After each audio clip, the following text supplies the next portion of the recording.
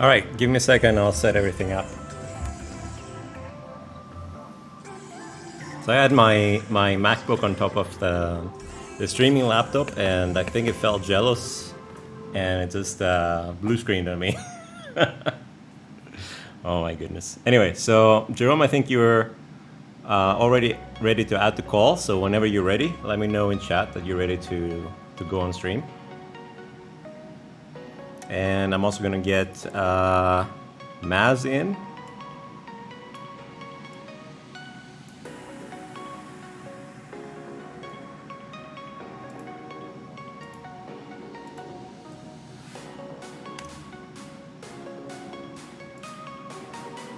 So Maz, I just sent you an invite. It's going to... oh, waiting for host. Okay, cool. So you're ready then. So I'm adding you. Add to call. Let's see.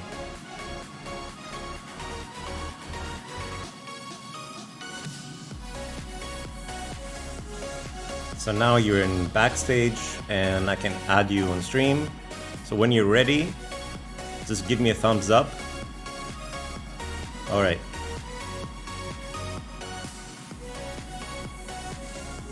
Okay, so you should be on stream. Let me know if the music is too loud. Let's keep the music royalty free. So if you have any music to suggest, I'm open.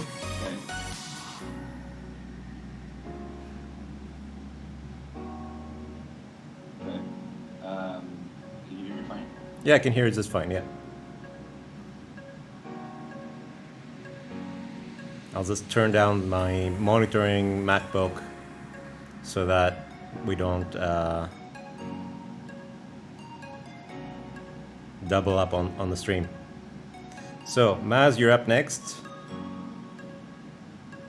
It says you're in queue, you're waiting to connect. It's probably going to get you to verify your account using SMS, and then you can join.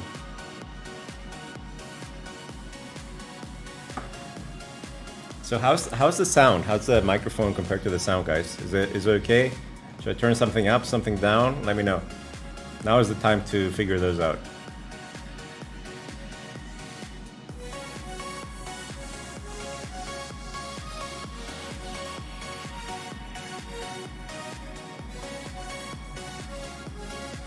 Okay, adding Maz next.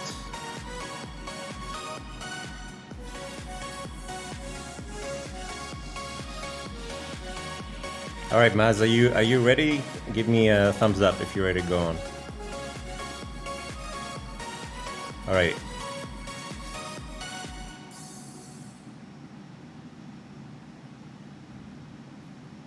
Okay, maybe I need to add something to Streamlabs.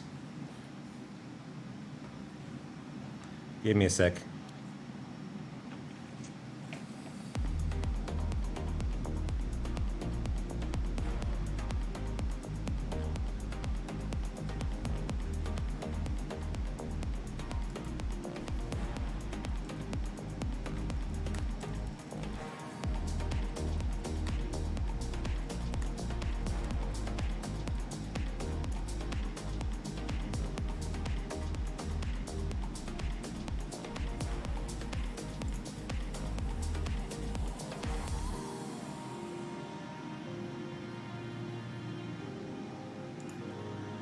Okay. I see now. Give me a sec, guys. I'll set this up. I need to add something to Streamlabs. Meanwhile, get your questions in chat. Welcome aboard. This is going to be a fun, chill, not a debate environment, but a chill conversation environment where we all teach each other stuff. So it's going to be as non-toxic as possible for Twitch, especially for Twitch. We all know what's going on. So it's up to us, the community, to decide, what we want in this place and how things should be. And, I don't know.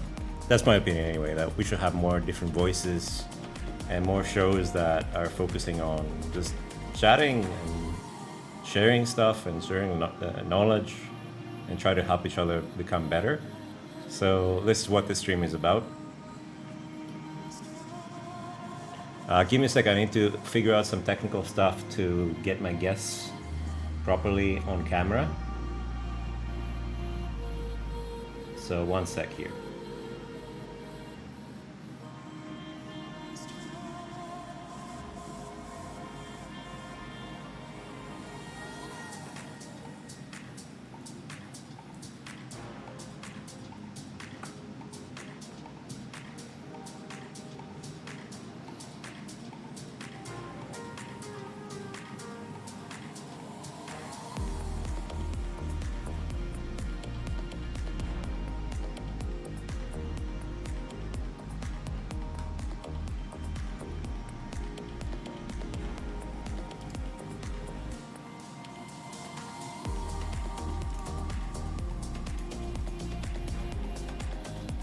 Meanwhile, let me know if the text is too the sound is too loud, or the music is too loud. Let me know if the sound is fine. I'll fix those things.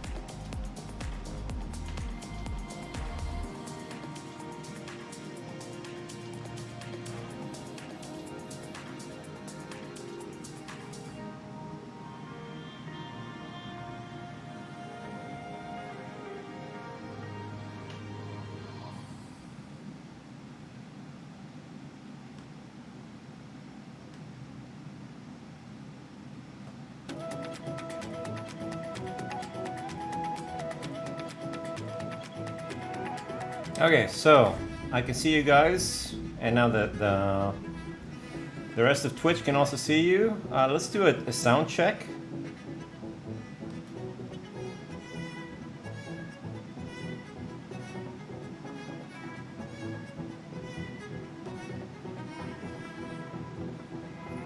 And let me know if anyone else wants to join as guests that has to contribute or wants to ask questions on camera.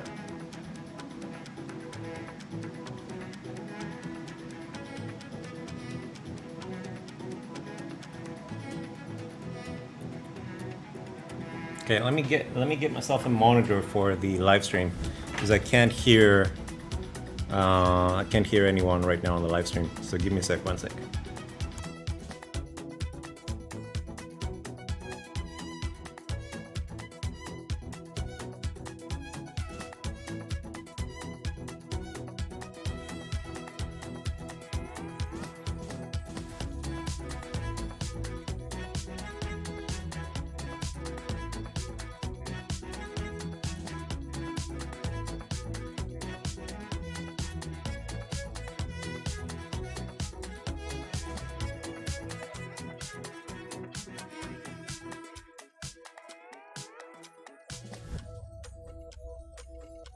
Guys, say something so we can figure out the sound if you're going through on the stream. Oh yeah, can hear it just fine. Yep.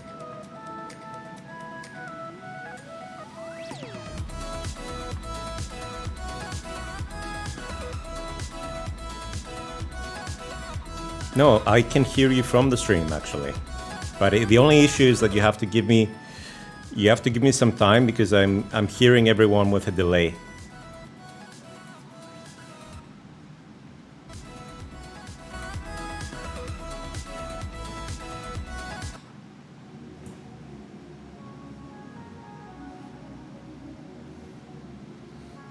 All right, so we're all set. G, if you want, we can do a recap for everyone that wasn't in the Discord conversation. Or Maz, you can do a recap of your notes if you feel like it. So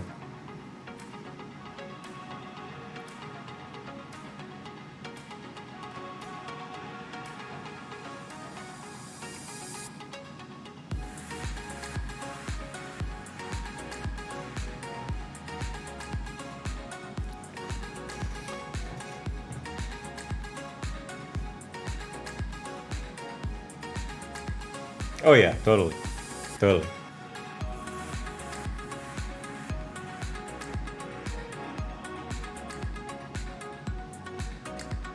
All right, so Maz, do you want to take us through your notes, like everything that you put down?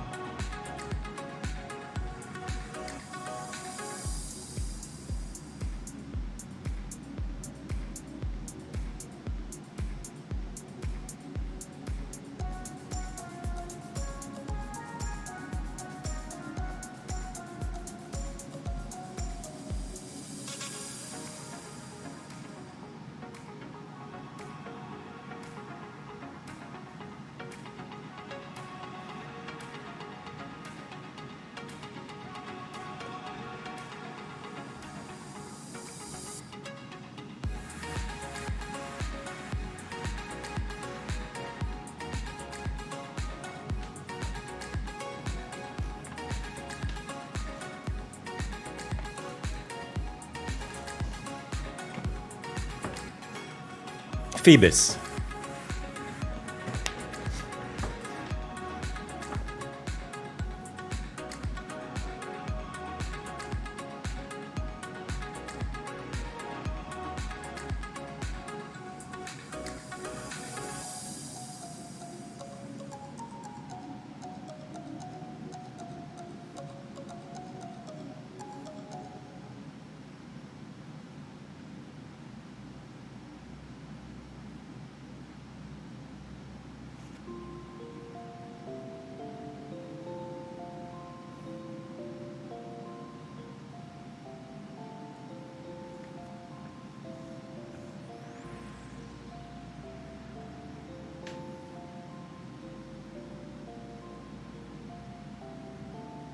What do you remember from it, Maz? This is your first test is to bring back that information to memory.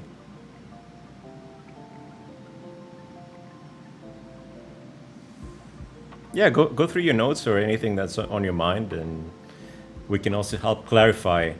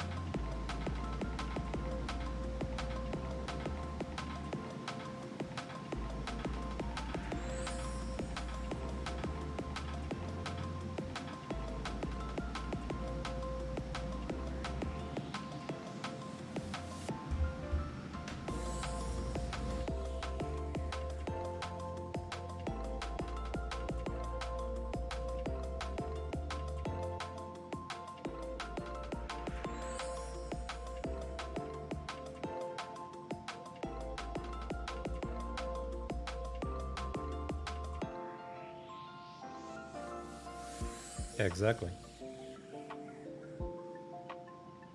I can only agree with that. Yeah. Guys, please remember to leave like a little bit of empty time before you take over, because I'm listening to the live stream, so I have a little bit of delay. That's all.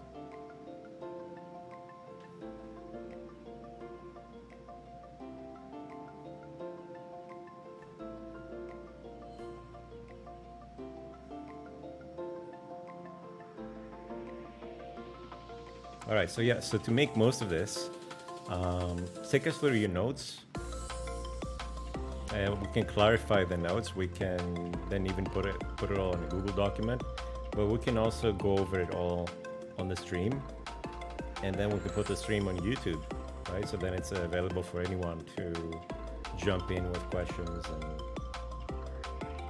continue on the, paying it forward in a way.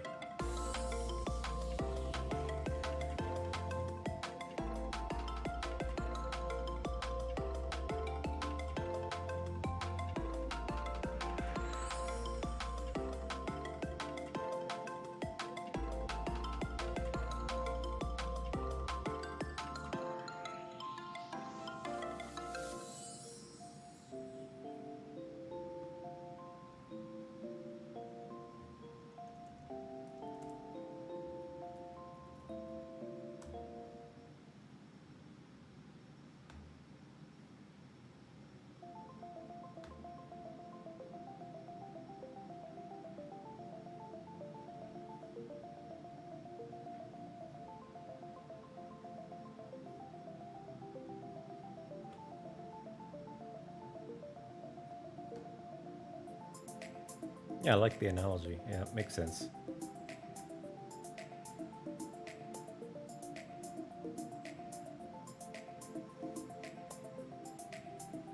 All right, so Maz, whenever you're ready, we're ready for the notes.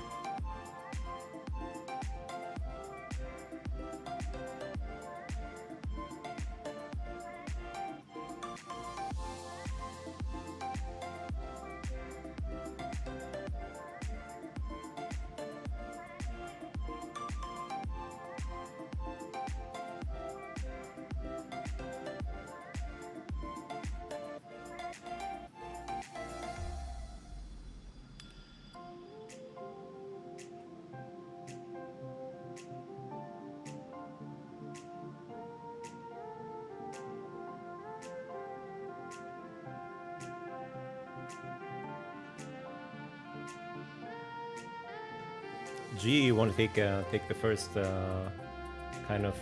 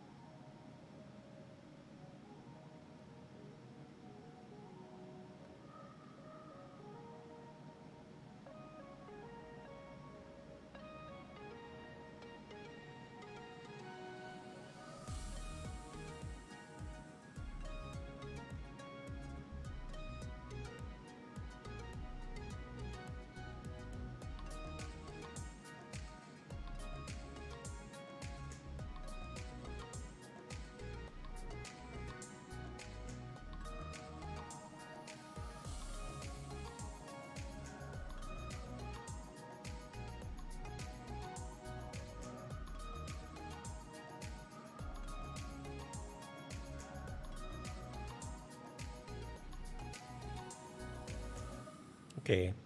I think another dimension that we discussed earlier was focusing your mind much more on listening to what the other person has to say and to try to recreate in a way what they're trying to say inside your own mind, and to, let's say they're giving you instructions to how to build your IKEA furniture. Let's just say, let's just use that as an analogy. So, so it is to your benefit to make sure that you put together that furniture as well as the other person intended for you to have this gift of furniture, so you can, be much more comfortable in your life. Because that's it, when one person reaches out and tries to communicate with you and to share their experience, they in most cases they mean to help you. So you want to understand, how does this person want to help me? Do their ideas make sense? And to see if their ideas make sense, start assembling them inside of your own mind, and then see, do they make sense? Can I put this intellectual piece of furniture together, or is there something missing? Is it going to stand up? Is it, if it's a chair, is it going to stand up? If it's a table, is it going to stand up if you put some weight on it? Or is one of the table's legs weak? If it feels like one of the legs of the table is weak, then you can ask a question about this, and then the person that you're talking to can give you more information and strengthen that leg of that intellectual table, and help you understand how they meant this idea. Now, as we covered in the Discord chat, most people, as soon as they hear something, it's like their mind is listening for keywords, and then thinking back on their own experiences. And what they want to do is, as soon as they can talk about something that relates to their experiences, and something that relates to their own memory and to their own being. But I mean, we all do this in a way, but it doesn't serve us very well when it comes to learning from one another. So we have to learn to kind of rein this, to be able to actually control when we should be focusing much more in listening, and truly listening to one another. And that's actually, if there ever was a sign of respect to another human being, it's in my opinion real listening, and lending your ears, both of them, to another speaker, right? I can see you smiling, G, so you definitely agree with that. So that's all I have to say for now.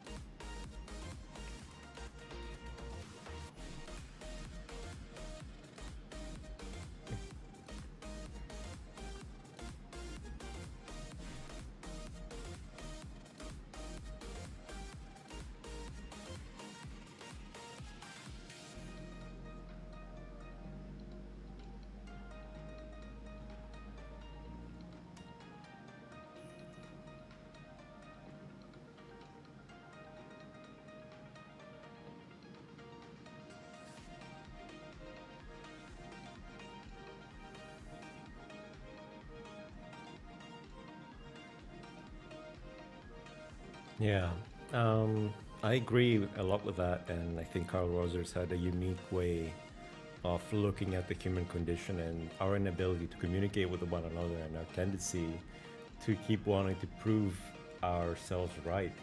And social psychology also shows us that we have a need to be correct, to be for our opinions to be validated by others.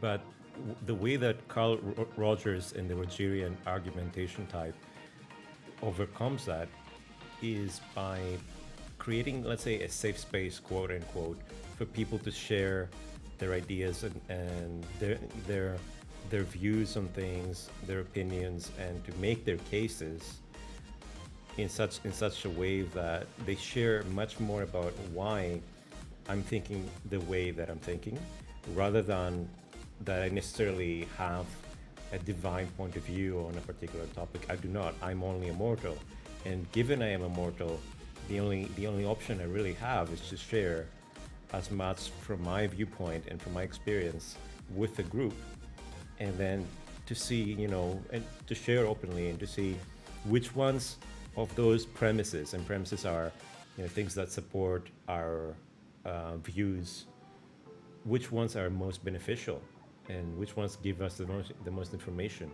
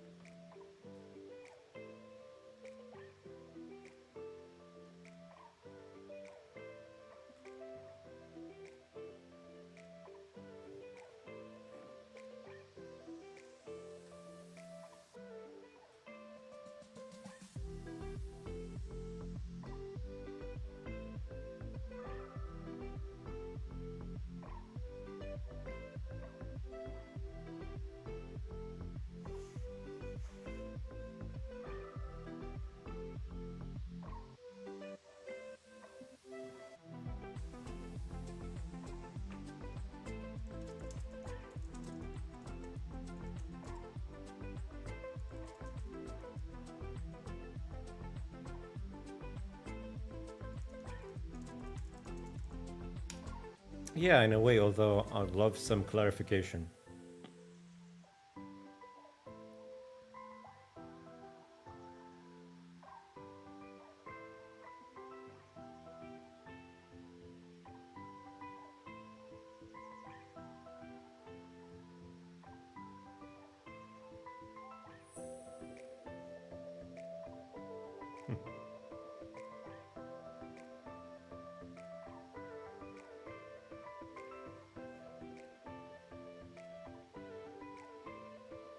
Yeah, I hear you. Like, evaluating information is definitely something that we should always be doing, and that's when in the discussion we had, I focused on the statistical way of thinking. So everything that you hear has different probabilities associated with it. It's not as probable to be either true or false or somewhere in between. And given that we also have a limited point of view on reality and what this world that we live in is, science is trying to give us a lot more background, but it still has a long way ahead in terms of coming closer to a unified theory of how the world works. So that's something that we have to overcome as a species, unless we as the other guy who was taking part in the conversation, he put the big question on, is there other intelligent life out there? And of course you answered the same way I would answer, which is to talk about the Fermi paradox, the fact that as far as photons can travel and travel back to us, we do not see evidence chemically, using spectrography, which is looking at the different waves that each chemical puts off when light interacts with it. So that's the way that we can say, or we can analyze really far away systems and planets. So we don't see any evidence, and this actually puts a lot of, in my opinion, a lot of weight on us, because we have to protect intelligent life, given we are the only intelligent life we are aware of.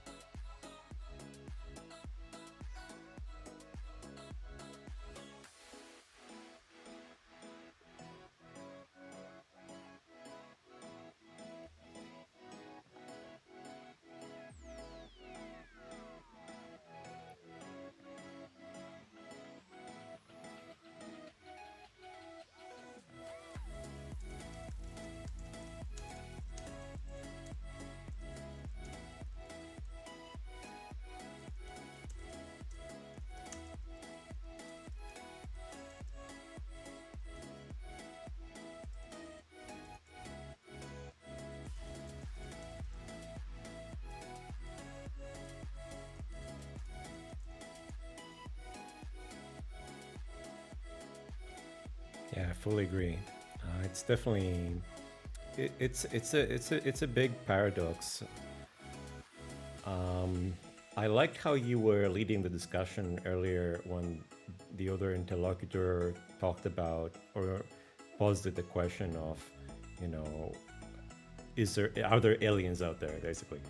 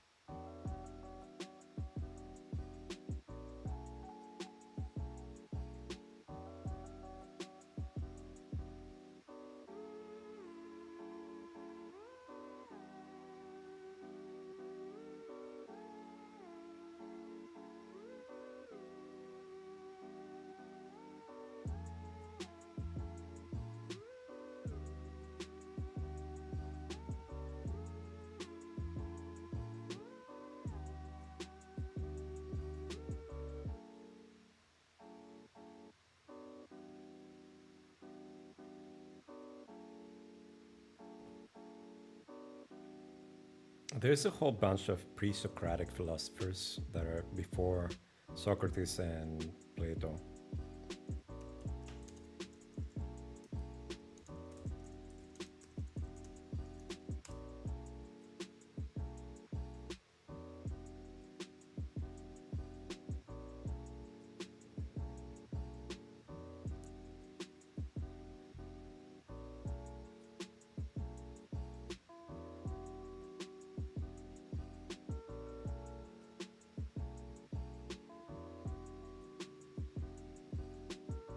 So I think in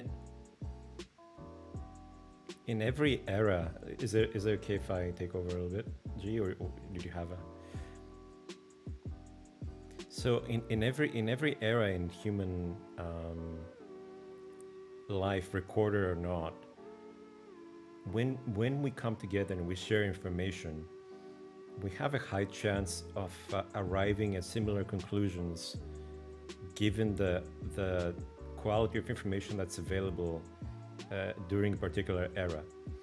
So the ancient Greeks, they were very networked, and they used to talk and challenge each other all the time. And what makes the Greek civilization different than other civilizations of their time was that they loved the pursuit of truth above the pursuit of knowing how to do something for the sake of utility, for the sake of solving a particular problem. And they insisted on trying to figure out answers to questions that we have never answered before, and then they debated with one another, and we have some of their letters of debates, and they tried to improve one another's positions and arrive at a better understanding of what might be the truth out there. So some of the philosophers before Plato that influenced Plato are, of course, Pythagoras, who you know from mathematics, and actually you'd be, even more flabbergasted to know that mathematics started with philosophy. And then you have Heraclitus, who had this idea of never being able to re-enter a stream of water, because every time you enter a stream of water, it's very unique and it will never be the same again. You will never be able to find this stream of water and this particular experience ever again in your life. But then Plato thought about this and he thought, okay, sure, Heraclitus is right in one dimension, but in another dimension there might be some things out there that are never changing and withstand all these changes but remain more or less the same. An example of these are, let's say, the physical laws that we have discovered, even though we're not 100% sure what they are. You see that they remain more or less the same, like gravity. Like if I drop this remote, it's gonna be attracted to the gravity field of the Earth, and it's gonna keep on falling whether I do this now or after 1,000 years. No difference. I don't know if you want to add another dimension to these, G.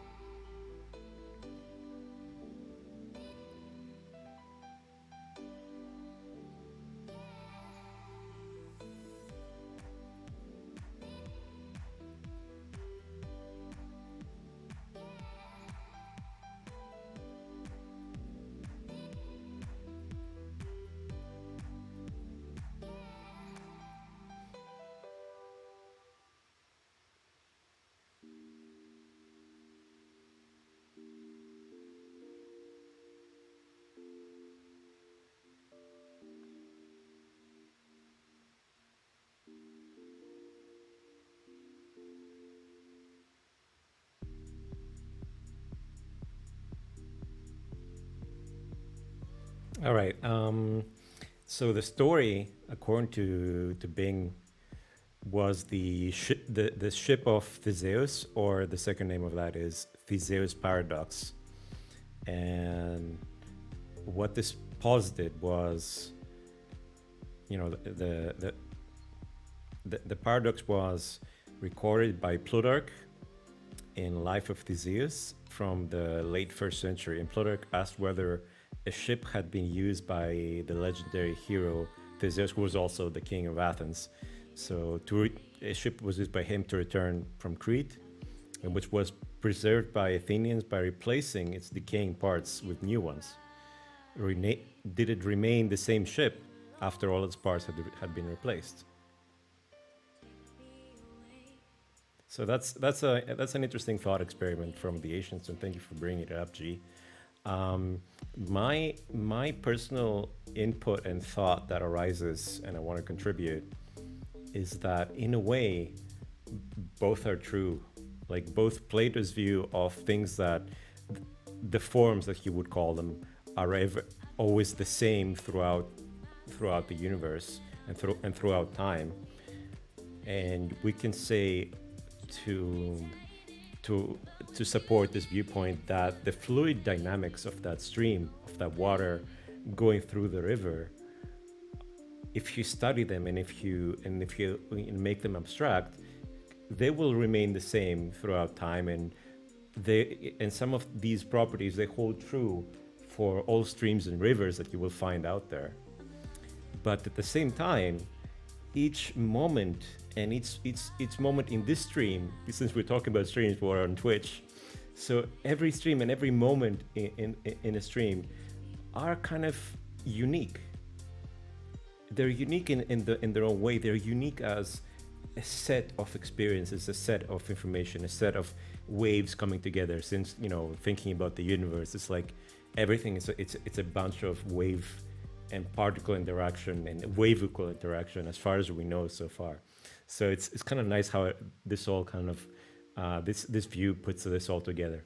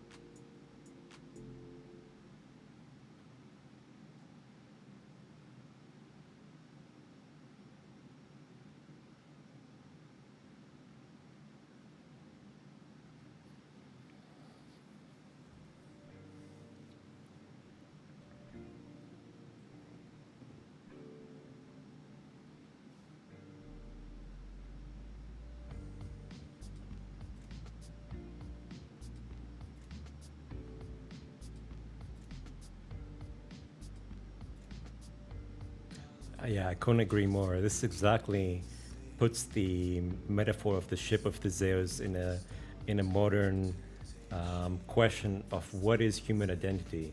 How do we remain ourselves, given that our cells constantly are reproducing, and we're shedding off skin like crazy, right? So all this dust around in our rooms is is a piece of our old self.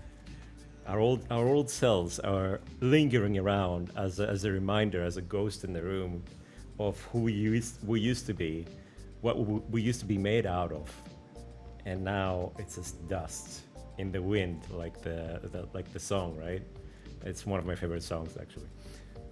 But before we take this way to a very intellectual place, uh, if G, you're okay with it, you don't have more to contribute to this, we can go back to Maz, and Maz can go through his notes and see what else we can try to clarify or help him improve the notes, so we can share that with the community. And that would be a great, productive hangout for the day, guys.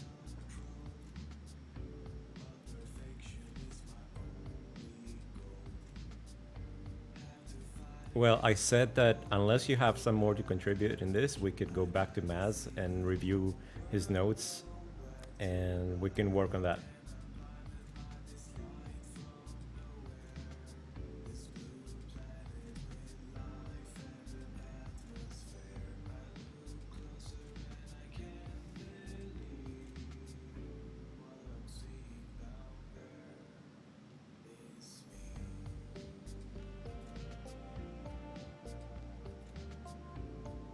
Yeah, to a large degree, I agree. So, Maz, whenever you're ready, you have like another.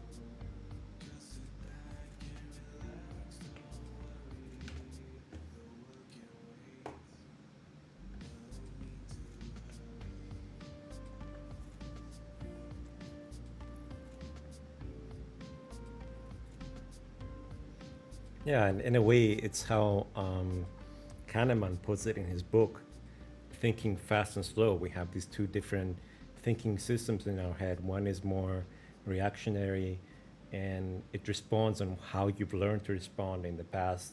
And then you have a reflection system that's more in your prefrontal cortex, and it likes to question everything.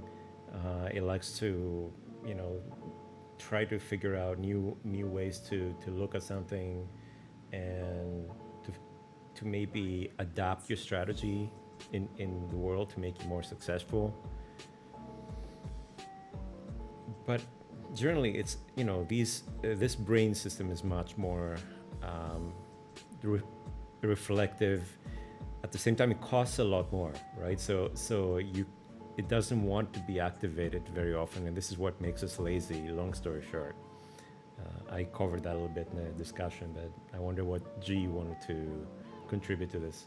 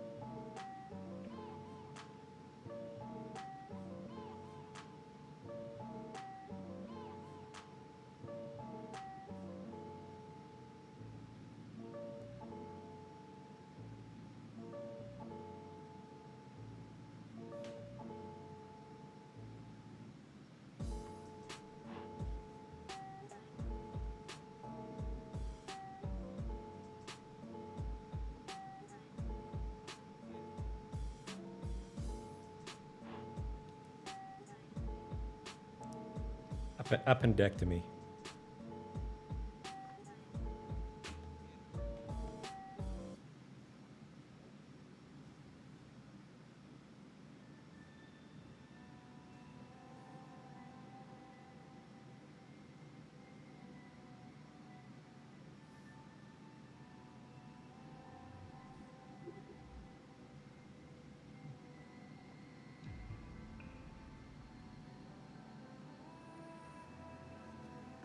That's not a benefit to you for your future things to do, right?